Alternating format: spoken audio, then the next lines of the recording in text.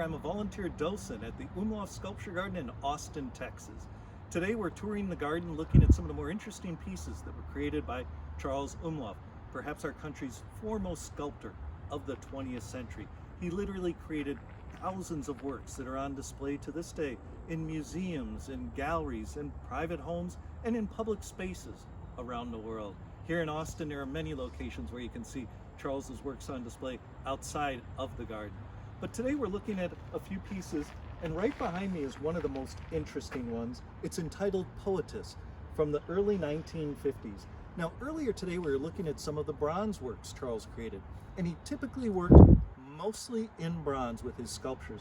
But early in his career, before he was well established and had much extra money, he oftentimes worked in cast stone.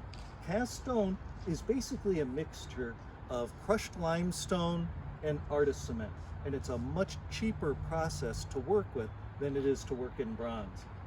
Poetess, we don't know for a fact, but I'm gonna guess it might have been Charles' personal favorite piece of all of his sculptures. And why is that? Because the model for Poetess was his wife, Angie. Angie and Charles met at the Chicago Art Institute, where they were both studying art. And they were married in 1937, lived together in Chicago for several years before Charles was offered the position to teach in the art department at the University of Texas. They moved down here in 1941. Angie also kept up her art interest as well as her work on poetry. In fact, if you come down to the Umlauf Sculpture Garden and you go into our gift shop, you can find one of Angie's poetry books for sale. But let's take a look at Poetess. What a beautiful piece it is. A couple of things that are really noteworthy about it.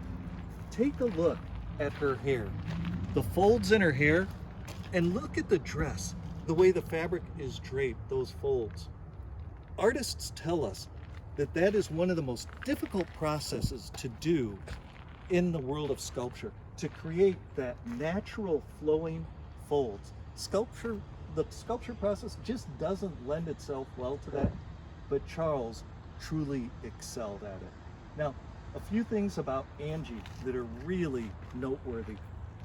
So here we've got Charles Umlauf, this internationally famous artist, creating thousands of works of art. He's got a studio at his home. He's got a studio at the University of Texas.